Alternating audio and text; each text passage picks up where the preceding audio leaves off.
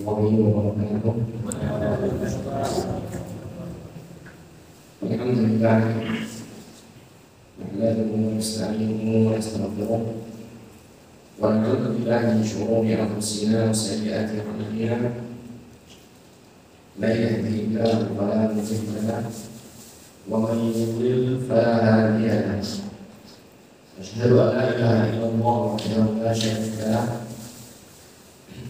wa asyhadu anna Muhammadan abduhu wa rasuluhu sallallahu alaihi wa ala alihi wa sahbihi wa sallam tasliman katsiran. Qala Allah ta'ala fi kitabihil karim, ya ayyuhalladzina amanu taqullaha haqqa tuqatih wa la tamutunna illa wa antum muslimun. Wa ba'd. Alhamdulillah, ma'asyiral muslimin, jamaah pengajian malam Ahad di Masjid Raudhatul Kota yang mudah-mudahan senantiasa diberikan rahmat, taufik dan hidayah oleh Allah Subhanahu wa taala. Tidak lupa pada kesempatan yang baik ini, mari kita mengucapkan puji dan syukur kepada Allah Subhanahu wa taala atas kelimpahan iman dan karunia yang terus Allah Ta'ala berikan kepada kita semua, sehingga di malam hari ini kita bisa bertemu kembali di masjid, di antara masjid-masjidnya Allah Ta'ala, dalam rangka untuk mempelajari agama Allah Subhanahu wa taala, dalam rangka untuk memperdalam akidah kita. Kita berpikir kepada Allah Subhanahu wa taala, berusaha untuk mencari ridhonya Allah Subhanahu wa taala dengan kita bermajelis ilmu. Semoga mudah-mudahan Allah Ta'ala memberikan ilmu yang bermanfaat kepada kita, demikian pula memberikan taufik kepada kita untuk mengamalkan ilmu tersebut dan memberikan istiqomah kepada kita sampai akhir hayat kita. Amin ya rabbal alamin. Ma'asyiral muslimin rahimani wa rahimakumullah. Pada kesempatan malam hari ini kita akan melanjutkan pembacaan dari kitab Aqidatul Tauhid karya Syekh Shalih bin Fauzan Al-Fauzan hafizahullah taala, di mana pada kesempatan yang lalu, pada pertemuan pekan yang lalu, kita telah membaca penjelasan dari penulis tentang beberapa pemahaman yang keliru yang ada pada orang-orang musyrik, sehingga mereka menjadikan sesembahan selain Allah Subhanahu wa taala. Yaitu telah kita dapatkan kemarin, di antara mereka ada yang menganggap bahwasanya sesembahan itu memiliki sebagian dari sifat-sifat rububiyah, yang mana hal itu merupakan anggapan mereka saja, karena sesungguhnya rububiyah itu hanya milik Allah Subhanahu wa taala. Di antara mereka ada juga yang menjadikan sesembahan selain Allah karena mereka menganggap sesembahan itu menjadi perantara antara mereka dengan Allah Ta'ala. Ketika mereka membutuhkan hajat apapun, ya, maka mereka mendekatkan diri bukan kepada Allah tetapi kepada sesembahan tersebut, dengan anggapan bahwa sesembahan itu yang akan mendekatkan mereka kepada Allah, akan menyampaikan hajat mereka kepada Allah, sehingga mereka akhirnya berbuat syirik, memintanya kepada selain Allah. Kemudian di antara mereka ada yang menganggap bahwasanya sesembahan itu sebagai anak-anak dari Allah Ta'ala. Ya, ini tentu saja bertentangan dengan kesempurnaan Allah Subhanahu wa taala, di mana Allah Maha yang Maha Esa, yang sempurna, Maha Kaya, tidak membutuhkan segala sesuatu. Ya, sehingga dari sini kita mengetahui semua alasan apapun yang dijadikan oleh orang-orang musyrik untuk menjadikan sesembahan bagi selain Allah Ta'ala, sesembahan selain Allah Ta'ala, maka sesungguhnya alasan itu adalah alasan yang batil, alasan yang tidak benar. Oleh karena itu kita akan melihat lanjutan dari penjelasan penulis dari Syekh Shalih bin Fauzan Al-Fauzan hafizahullah taala, di mana beliau akan menyampaikan di sini bantahan atas tasawuf tersebut, bantahan atas anggapan-anggapan yang batil tersebut yang menjadikan mereka itu berbuat syirik. Ya. Walaupun sesungguhnya bantahan yang disampaikan oleh tulis ini tidak menyebut dalam ini sebagai dari hal yang mencukupi untuk kita pahami, karena pada asalnya tentang masalah ini kita memiliki sebuah prinsip yang besar. Sebuah prinsip yang besar dalam memahami hal ini adalah bahwasanya tidak ada yang berhak untuk disembah, tidak ada yang berhak untuk diibadahi melainkan zat yang memiliki sifat rububiyah. Ini merupakan prinsip yang harus kita pahami, ya, bahwasanya yang berhak untuk diibadahi, yang berhak untuk disembah, yang berhak untuk dijadikan sebagai Tuhan adalah Dia yang memiliki sifat rububiyah, yaitu yang setelah kita pahami dahulu bahwasanya rububiyah itu artinya apa? Mencipta, mengatur, menguasai, ya, mencipta, mengatur, menguasai.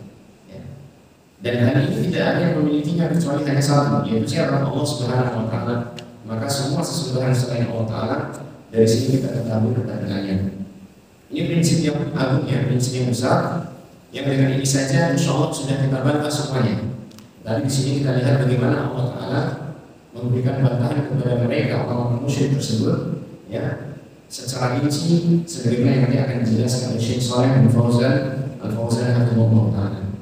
Di sini beliau mengatakan ar-raddu 'ala hadhihi tasawwuratin batilah, bantahan atas anggapan-anggapan yang batil ini, atau tasawwur itu artinya adalah apa ya, bayangan ataupun anggapan, ya, gambaran yang ada pada pikiran mereka tentang Tuhan-Tuhan selain Allah Ta'ala.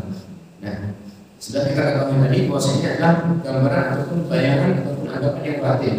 Lalu bagaimana bantahannya? Di sini Syekh mengatakan qad raddallahu 'ala hadhihi tasawwuratil batilati jami'an bima ya'ti. Allah Subhanahu wa Ta'ala telah membantah anggapan-anggapan yang batil ini seluruhnya dengan sebagai berikut. Ya, di sini ada beberapa bantahan yang beliau sampaikan dari Al-Qur'anul Karim, ya, bagaimana Allah membantah mereka. Dan nanti kita akan beri tambahan sebagian dari bantahan-bantahan yang lain insyaallah Ta'ala apabila waktunya mencukupi. Di sini beliau mengatakan radda 'ala 'abadatil asnami. Pertama, Allah Ta'ala membantah orang-orang yang menyembah berhala-berhala, patung-patung. Ya. Biqaulihi, dengan firman-Nya, afara'aytum Lata wal Uzza wa Manata ats-tsalitsata al-ukhra. Afara'aytum Lata wal Uzza. Bagaimana pendapatku tentang Lata dan Uzza wa Manat ats-tsalitsata al-ukhra, dan Manat yang ketiganya, yang lain. Di sini maksudnya adalah Allah Ta'ala menyebutkan ingin membantah ini di antara kesyirikan orang Arab musyrik, orang musyrikin Arab ketika itu, ya, di zaman Nabi SAW, yang sesungguhnya di tengah-tengah mereka itu banyak sekali patung-patung berhala-berhala yang disembah. Tetapi di sini Allah Ta'ala hanya menyebutkan 3 di antaranya, karena 3 patung ini adalah yang masyhur di antara sekian banyak berhala-berhala yang ada. Yang pertama adalah Lata, yang dia berada di kota Taif, ya, termasuk patung yang disembah oleh Bani Thaqif. Patung yang disembah dari Thaqif. Sebagian orang menyebutkan dia bentuknya berupa batu yang diagungkan. Ada yang mengatakan ini sebagai kuburan, ya, yang kemudian dikasih rumah dan seterusnya. Ada penjaganya juga. Ada yang mengatakan ini adalah kuburannya dahulu, adalah kuburannya seorang lelaki yang soleh yang pekerjaannya itu membuat adonan tepung untuk para jamaah haji, ya, kemudian diagungkan dan seterusnya. Alhamdulillah, dia merupakan salah satu berhala yang terkenal ketika itu yang ada di kota Taif, ya, di kota Taif yang disembah oleh masyarakat dari Thaqif. Kemudian Al-Uzza. Al-Uzza ini bentuknya adalah pohon, yang dia juga ada penjaganya, ya kan, yang diagungkan, ya, dan letaknya ada di antara kota Taif dengan Mekah. Letaknya ada di antara kota Taif dengan Mekah. Dan dia merupakan sesembahannya orang-orang Quraisy, di zaman itu, ya. Kemudian yang ketiga adalah Manat. Manat ini terletak di Musyallal, antara tempatnya itu antara Madinah dengan Mekah, terletak di antara kota Madinah dan Mekah. Yang dia merupakan berhalanya orang-orang Khuza'ah, kemudian suku Aus dan Khazraj, dan masyarakat kota Yathrib ketika itu yang sebelum jadi Madinah. Ya. Baik, ini 3 berhala yang besar. 3 berhala yang besar di zaman itu. Sebenarnya bantahannya itu tidak hanya di ayat ini saja, tetapi penulis yaitu Syekh Shalih Fauzan Hafizahullah hanya menyebutkan ayat ini, kemudian melengkapinya dengan penjelasan dari seorang ahli tafsir yaitu Imam Al-Qurtubi. Kita lihat di sini mengatakan makna ayat ini. Kama qala Al-Qurtubi, sebagaimana dikatakan oleh Imam Al-Qurtubi dalam tafsirnya, afara'aytum hadhil alihah, tidakkah kalian melihat sesembahan-sembahan ini, Tuhan-Tuhan ini, anafa'at al-dharat, apakah dia bisa memberi manfaat, apakah dia bisa memberi madarat, hatta takuna syuraka'a lillahi ta'ala, sehingga sesembahan-sembahan ini menjadi sekutu-sekutu bagi Allah Ta'ala. Lihat, di sini Imam Al-Qurtubi rahimahullah ta'ala menerangkan kepada kita bagaimana Allah Subhanahu wa ta'ala membantah ini perilaku orang-orang musyrik yang menjadikan 3 berhala ini, dan juga berhala-berhala yang lain tentunya, karena hanya sebagai contoh. Perilaku mereka yang menjadikan 3 berhala ini sebagai sesembahan selain Allah Ta'ala. Bagaimana bantahannya? Maka kita ajak mereka berpikir, apakah berhala-berhala ini adalah zat yang bisa memberikan manfaat atau mudarat? Ya, tentunya kalau orang yang berakal, dia pasti akan mau berpikir, sesungguhnya orang yang menyembah seseorang yang menyembah sesuatu, pasti dia mengharapkan hal dari sesuatu itu, ya, mengharapkan manfaat, atau ingin terhindar dari apa? Madarat, ya, terhindar dari apa? Madarat. Itulah tujuan dari orang menyembah sesuatu. Nah, sekarang kita tanya, apakah sesembahan yang kalian sembah ini betul-betul bisa memberikan manfaat atau madarat?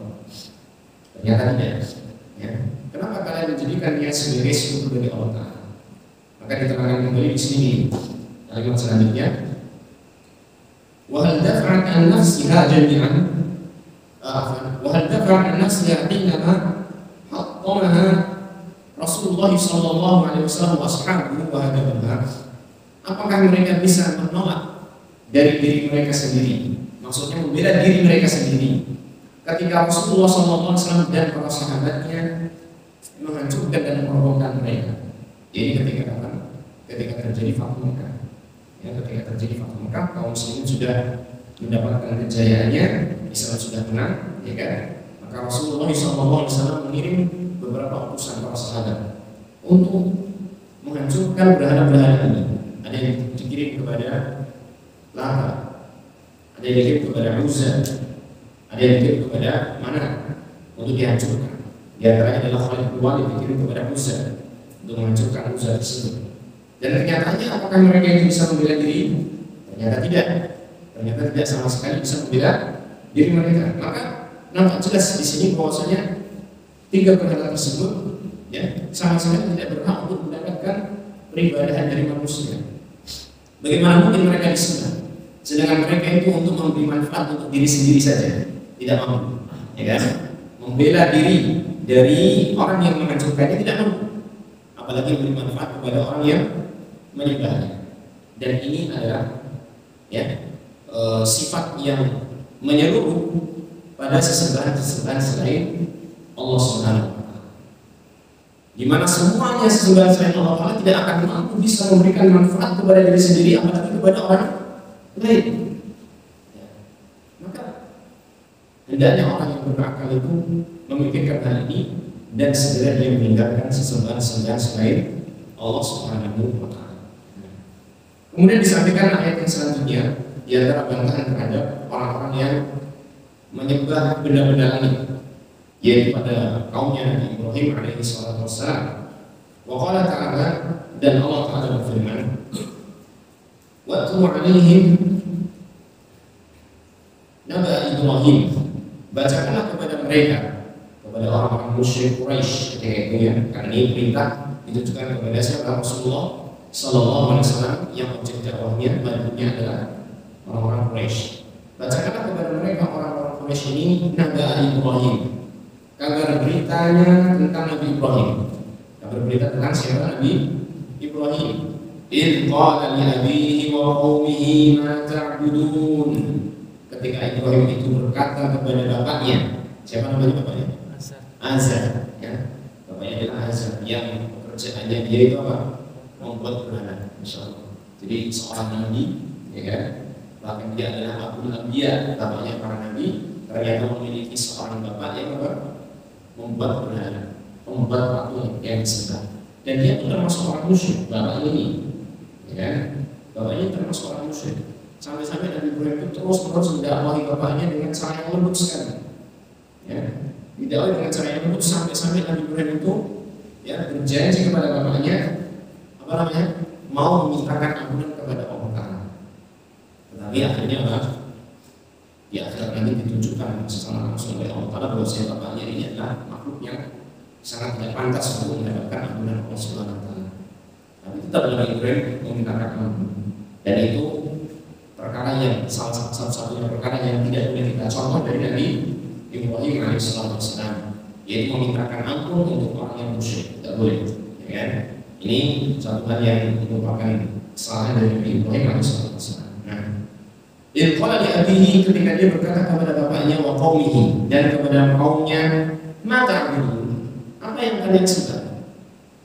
Sebenarnya apa yang kalian sembah? Ini Nabi Ibrahim bertanya kepada mereka. Bukan pertanyaan untuk mencari jawaban, tetapi pertanyaan untuk apa? Mengajak berpikir kepada kaumnya, mengajak kaumnya untuk berpikir. Ini sebenarnya kita menyembah benar nggak sih Tuhan yang hak, nggak sih? Diajak berpikir oleh Nabi Ibrahim. Ta'budun, kalian sebenarnya menyembah apa sih? Qalu na'budu asnama fanadhallu laha 'akifin. Mereka mengatakan, kami itu menyembah berhala-berhala, patung-patung. Fanadhallu laha 'akifin, dan kami akan senantiasa beribadah kepadanya. Akifin, ya kan? Akan senantiasa berdiam diri di hadapan sesembahan-sembahan tersebut, berhala-berhala tersebut dalam rangka ibadah. Kami akan terus menyembahnya, itu maksudnya. Kami menyembah berhala-berhala ini dan kami akan terus menyembahnya, kata mereka. Maka Nabi Ibrahim berkata, "Qal, hal yasma'unakum idh tad'un aw yanfa'unakum aw yadurrun?" Nabi Ibrahim berkata kepada mereka, apakah berhala-berhala mereka itu mendengarkan kalian ketika kalian menyerunya? Au yanfa'unakum aw yadurrun, ataukah berhala-berhala itu memberikan manfaat kepada kalian atau memberikan madarat kepada kalian? Ini pertanyaan yang langsung. Jadi mereka pasti akan mengetahui jawabannya, bahwasanya tidak mungkin berhala tersebut mendengar ketika mereka seru, dan tidak mungkin berhala tersebut dengan memberikan manfaat ataupun memberi madarat. Bagaimana mungkin bisa seperti itu? Sedangkan berhala itu adalah buatan mereka, buatan manusia, ya kan? Tidak mungkin mendengar, tidak mungkin memberikan manfaat, tidak mungkin memberikan madarat. Maka dalam kisah yang lain Nabi Ibrahim alaihissalam, suatu ketika dia ingin memberikan hujah yang nyata banget gitu ya kepada kaumnya, tatkala ada suatu peristiwa atau suatu istilahnya ada acara tertentu yang biasa dihadiri oleh masyarakat kaumnya, maka orang-orang kami mendatanginya dan Nabi Ibrahim ketika itu diajak. Nabi Ibrahim ketika diajak untuk mendatangi acara tersebut, lalu dia mengatakan ini sakit, saya sedang sakit, tidak mau ikut. Tapi ternyata Nabi Ibrahim itu sebenarnya ingin apa? Ingin membuat sebuah perkara yang nanti menjadi hujah atas mereka. Ya, mereka tinggalkan berhala-berhala tersebut, ya, tempat yang isinya berhala-berhala mereka, dan Nabi Ibrahim berada sendirian di situ. Maka Nabi Ibrahim ketika itu menghancurkan berhala-berhala tersebut dan menyisakan satu berhala yang paling besar, satu berhala yang paling besar. Ketika pulang, ya kan, maka masyarakatnya itu mendapati berhala-berhala sudah hancur kecuali satu yang besar itu. Maka mereka bertanya, siapa yang melakukan hal ini? Siapa yang melakukan hal ini, menghancurkan berhala-berhala kita? Akhirnya ada di antara mereka mengatakan, ini ada seorang pemuda namanya Ibrahim, kayaknya kemarin itu menyebutkan tentang berhala ini akan dihancurkan. Maka Ibrahim itu didatangkan, ya, didatangkan kepadanya. Sehingga diadililah dia ya diadili di hadapan masyarakat. Maka Nabi Ibrahim mengatakan yang menghancurkan berhala-berhala ini adalah ini yang paling besar. Ini yang paling besar. Padahal yang besar kan siapa? Nabi Ibrahim itu sendiri. Tapi ini untuk mengajak mereka. Ini yang menghancurkan berhala ini adalah berhala yang paling besar ini. Coba kalian tanya kepada dia kalau dia bisa menjawab. Spontan mereka apa? Tertunduk. Kalau mereka tahu, tak mungkin kita itu berbicara kepada berhala yang besar ini. Ya kan? Dan tak mungkin berhala itu melakukan perbuatan seperti itu. Karena mereka itu diam, berarti diam, kan? Berhala itu diam, tapi diam. Sehingga mereka pun tertunduk. Tertunduk artinya apa?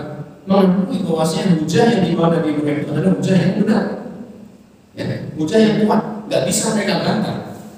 Sehingga akhirnya setelah mereka itu tidak bisa membantah hujahnya Nabi Ibrahim, mereka beralih menggunakan apa? Okol.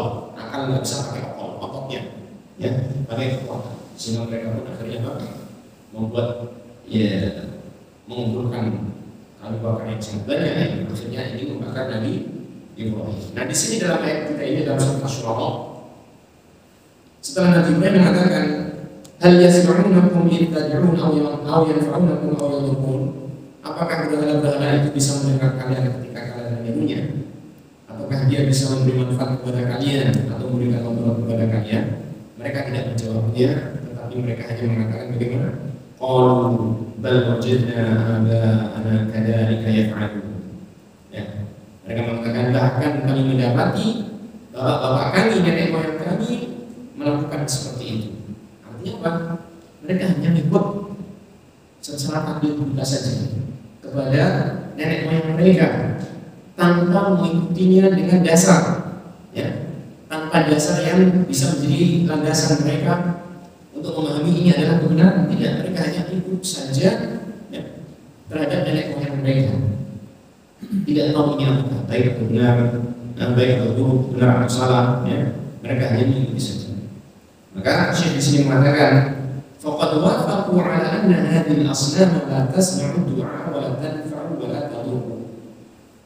Di sini nampak kata beliau, ya, bahwasanya mereka itu menyepakati Nabi Ibrahim bahwasanya berhala-berhala ini tidak mendengar seruan, tidak pula memberi manfaat, tidak pula memberikan motor, ya, karena mereka diam saja. Jadi tidak apa namanya mau menjawab, iya itu mendengar, iya itu memberi manfaat, iya itu memberi motor, tidak. Mereka tidak menjawab seperti itu. Menunjukkan bahwa mereka itu ini apa? Menyepakati Nabi Ibrahim, ya, bahwasanya berhala ini memang tidak bisa mendengar, tidak bisa memberi manfaat, tidak bisa memberi motor. Nah, wa inna ma'abaduha taqlidan li abaihim. Hanya saja mereka menyembah berhala-berhala tersebut karena mengikuti nenek moyang mereka, taklid kepada nenek moyang mereka. Ini kebiasaan jahiliyah. Ya, sehingga di antara perkara-perkara jahiliyah yang ada, ya, di zaman dahulu yang nampaknya juga zaman sekarang itu ada, yaitu apa? Berhujah dengan taklid, mengikuti nenek moyang dalam perbuatan itu. Wa taqlidu hujjatul batilah, dan taklid itu adalah hujah argumentasi yang batil, ya, yang tidak ada nilai kebenarannya sama sekali. Nah ini kebiasaan jahiliyah, kebiasaan perkara jahiliyah yang sayang sekali di antara kaum muslimin ada yang terjadi kebiasaan jahiliyah seperti ini. Makanya di antara kitab yang ditulis oleh Syekh Muhammad bin Abdul Wahab ada di antaranya disebut apa judulnya Masail Jahiliyah. Masail Jahiliyah itu menyebutkan dalam kitab tersebut perkara-perkara jahiliyah yang dahulu di zaman jahiliyah, ya, banyak dilakukan oleh masyarakat jahiliyah, dan ternyata di zaman ini ada juga bahkan di kalangan sebagian kaum muslimin mengikuti perkara-perkara jahiliyah tersebut. Coba kita lihat di sekitar kita, ketika ada tradisi-tradisi yang sifatnya itu mengandung kesyirikan-kesyirikan di sekitar masyarakat kita, ya, di kampung-kampung kita, apa hujah mereka? Hujah mereka adalah apa? Melestarikan tradisi nenek moyang. Bukankah ini sama dengan yang dijadikan orang-orang zaman dahulu sebagai hujah yang batil, hanya sekedar takut saja. Maka kita harus di sini kita harus perhatikan mengenai ini, kita harus membiasakan diri kita dalam beragama, ya, berusaha untuk melandaskan agama kita, amalan kita pada dalil, Jangan sekedar hanya taklid saja, ya. Walaupun taklid itu dalam perkara-perkara amalan-amalan apa namanya, amalan-amalan ibadah bagi orang-orang yang tidak bisa mengenal dalilnya itu terkadang dibolehkan, ya, dalam kondisi tertentu. Tetapi dalam masalah akidah, hendaknya kita jangan taklid. Kita harus memiliki landasan tentang masalah akidah ini. Ya, kita tahu karena akidah itu perkara yang sangat penting. Perkara yang sangat penting untuk keselamatan hidup kita di dunia dan di akhirat. Makanya kita harus memahami akidah ini dengan dalil-dalil. Oleh karena itu kita biasakan dalam belajar kita mencari pengajian-pengajian yang disampaikan dalil-dalil padanya. Demikian pula kita kalau bisa mengajak masyarakat kita, ya, dalam masalah akidah ini, ya, agar mereka itu kembali kepada Al-Quran dan As-Sunnah. Kita ajarkan dalil-dalil kepada mereka. Kalau tidak bisa kita sampaikan dengan lisan kita sendiri, kita bisa ajak mereka ke pengajian-pengajian. Atau kita bisa perdengarkan mereka pada rekaman-rekaman yang ada sekarang. Kalau dulu zamannya radio, sekarang kayaknya radio sudah tidak sama lagi, ya. Dan sekarang sudah ada nantinya seperti misalkan YouTube, ya kan, atau rekaman-rekaman kajian yang ada. Sampaikan kepada masyarakat, ya, tentang akidah yang paling penting ini, ya, dalil-dalil tentang masalah akidah ini, ya, agar kita dapat bagian dari apa? Dakwah. Karena dakwah ini perkara yang sangat paling baik, ya, ucapan yang sangat baik, yang paling baik. Waman ahsanu qawlan mimman da'a ila Allah. Tidak ada ucapan yang paling baik dibandingkan orang yang mengajak menyuruh kepada Allah Subhanahu wa taala. Baik. Ma'asyiral muslimin rahimani wa rahimakumullah. Kita lihat dari dua ayat atau dua bantahan yang disampaikan di sini oleh Syekh Shalih Al-Fauzan hafizahullah taala, sangat kentara bagi kita, ya, bahwasanya di sini Allah Taala ketika membantah orang-orang musyrik tersebut mengarahkan kepada ketidaksempurnaan sesembahan tersebut dalam sifat-sifatnya, apalagi dalam hal rububiyah tak mungkin sama sekali. Jangankan memiliki sifat rububiyah yang mencipta, mengatur, menguasai, jangankan memiliki sifat apa? Rububiyah. Wong apa tadi? Mendengar saja nggak bisa, ya kan?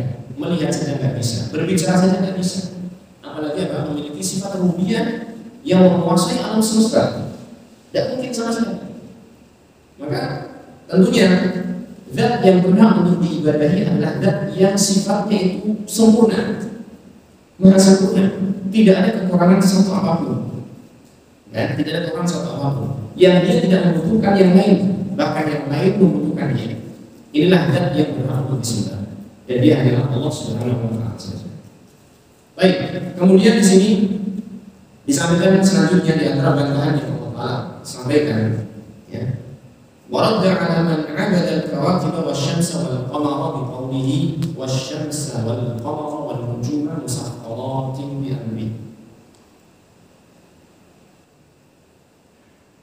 Dan Allah Ta'ala membantah kepada orang yang menyembah bintang-bintang, matahari dan bulan, ini benda-benda langit, ya, dengan firman-Nya وَالشَّمْسَ وَالْقَمَرَ وَالنُّجُومَ مُسَخَّرَاتٍ بِأَمْرِهِ.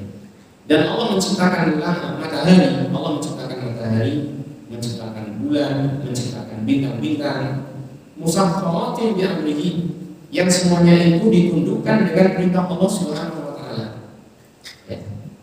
Sini kita lihat dalam membantah kesyirikan terhadap benda-benda tersebut, maka Allah Taala mengajak kita memahami bahwasanya al-makhluq la yastahiqqul ibadah.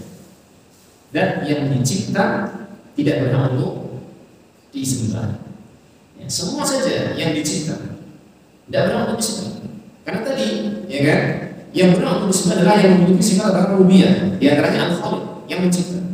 Sedangkan ini yang disebutkan di sini, matahari, bulan, bintang-bintang dan lain sebagainya selain Allah, pasti adalah makhluk, pasti adalah makhluk. Demikian pula di sini disebutkan musakhkharatin. Makhluk-makhluk tersebut ternyata ditundukkan, diatur oleh siapa? Oleh Allah Subhanahu wa taala.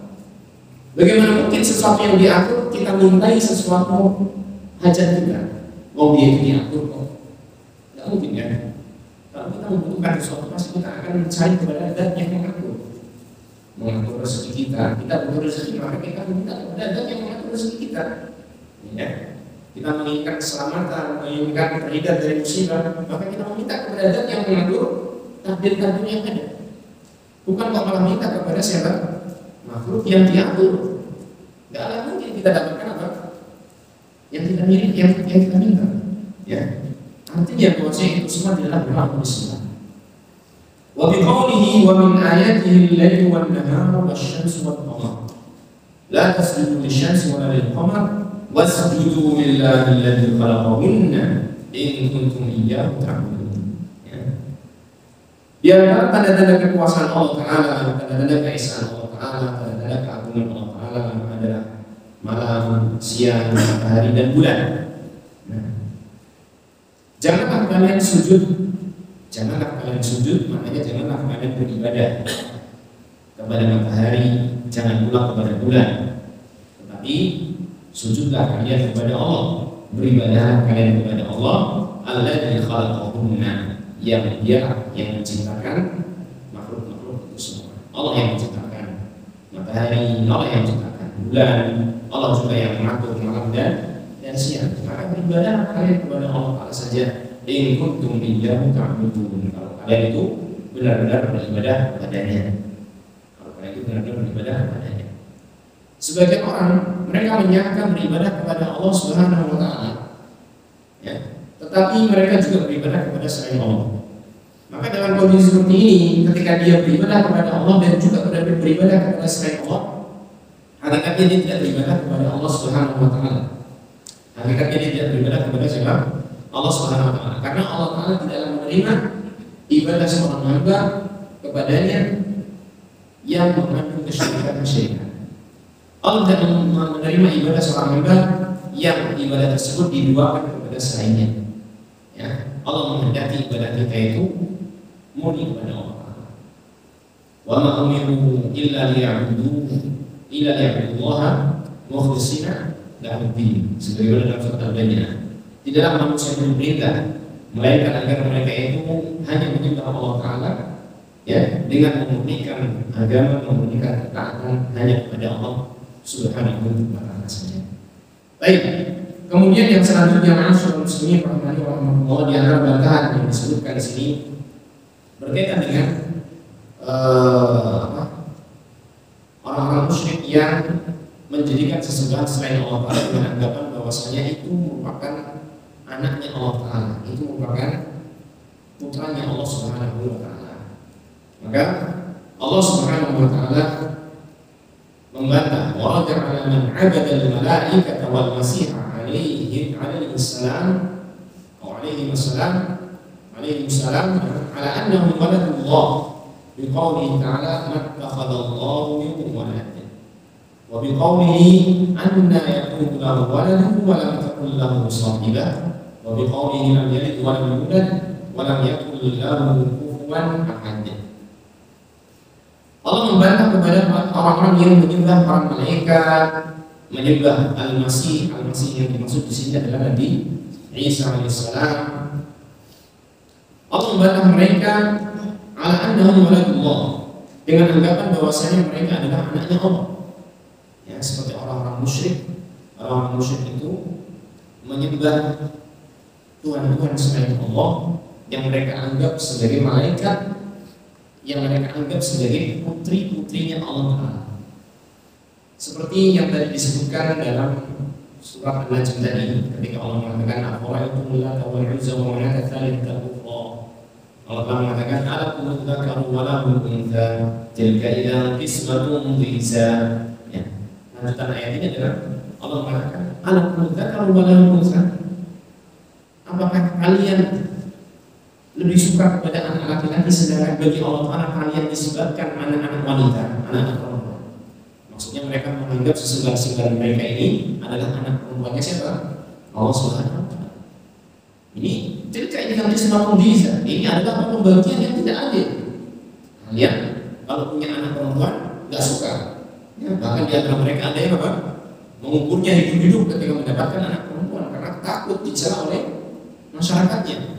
Mereka menganggap hina mendapatkan anak perempuan. Ya. Mereka ketika memiliki anak perempuan, mereka hanya ada dua pilihan menurut mereka. Mereka kubur hidup-hidup anak perempuan tersebut, atau mereka tahan kehinaan dari celaan masyarakat ketika itu.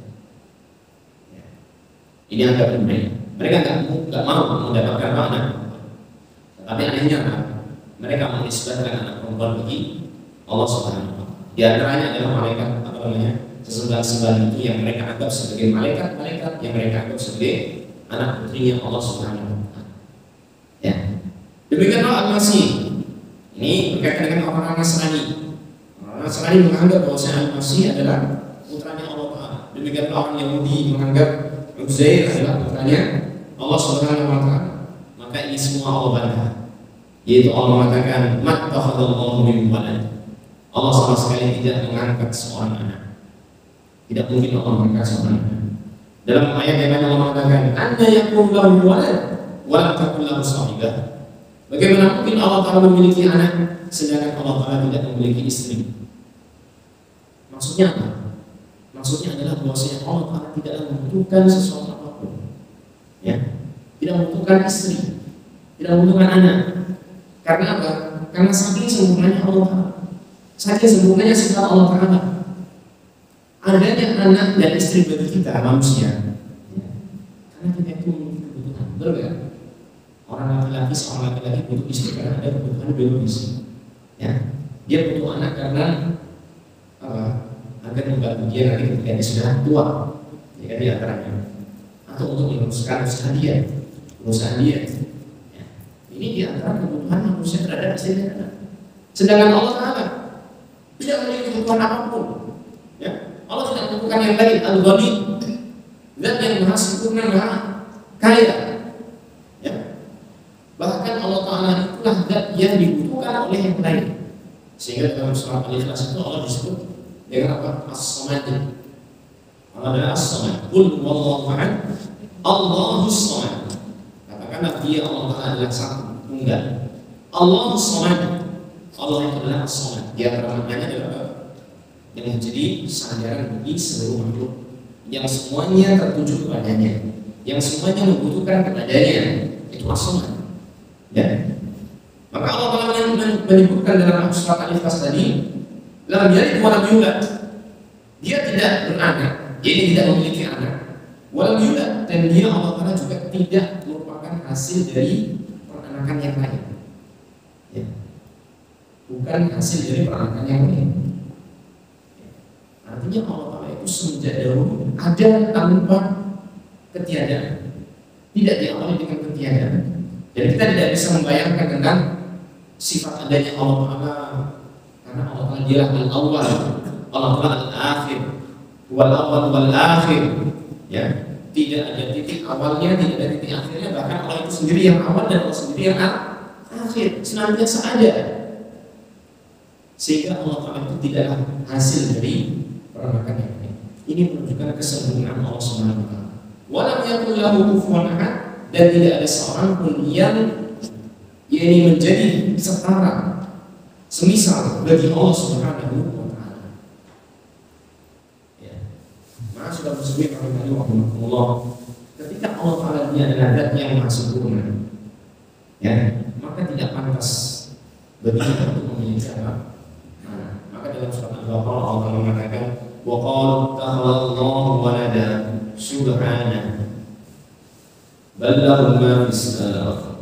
Ballahu ma fis samawati wal ardi kullun lahu qanitun. Ya, dalam surat Al-Baqarah. Mereka orang-orang mengatakan Allah mengambil anak, Allah mengangkat anak, Allah memiliki anak. Maka Allah mengatakan dengan bantahan yang tegas, subhanah, maha suci Allah.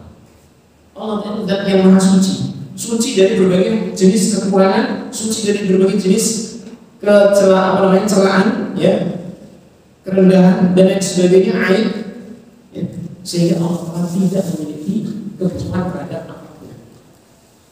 Ballahu ma fis samawati wal ardh, bahkan semua yang ada di langit dan di bumi adalah milik siapa? Allah Subhanahu wa Ta'ala. Ya. Semuanya sudah dimiliki Allah, ngapain butuh yang lain? Dan sebagainya.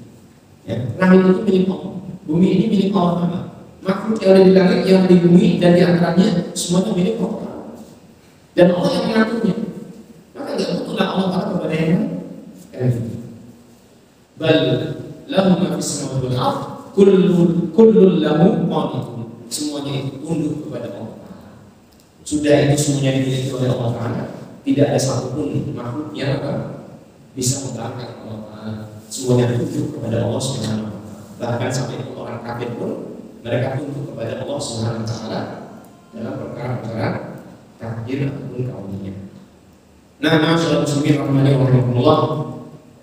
Inilah bantahan-bantahan yang Allah Ta'ala sebutkan kepada orang-orang musyrik ya, berkaitan dengan sesembahan-sembahan yang mereka jadikan selain Allah Ta'ala, yang semuanya itu adalah sembahan-sembahan yang batil. Sebenarnya masih ada satu lagi, yaitu tentang berkaitan dengan apa? Orang-orang kafir, orang-orang musyrik yang menjadikan sesembahan selain Allah Ta'ala dengan dalil apa? Sebagai syafaat. Ya, ini seperti yang disebutkan di sini, bahwasanya mereka ada yang menjadikan sesembahan selain Allah Ta'ala dengan dalil dia menjadikan syafaat. Akan tapi waktunya mungkin sudah habis ya. Ya, dan waktu saya. Jadi mungkin kita coba sampai sini. Mungkin bisa ditambahkan nanti pada pertemuan yang akan datang. Sebelum kita lanjut pada pasal yang ketiga, mungkin kita tanyakan sedikit tentang apa bantahan terhadap orang-orang yang menjadikan sesembahan selain Allah Ta'ala dengan dalil, dengan argumentasi sesembahan itu sebagai perantara bagi mereka di sisi Allah Subhanahu wa Ta'ala. Insyaallah kita kalau ingat, insyaallah kita akan lanjutkan lagi. Baik, untuk sementara pada pertemuan malam hari ini kita cukupkan sampai sini.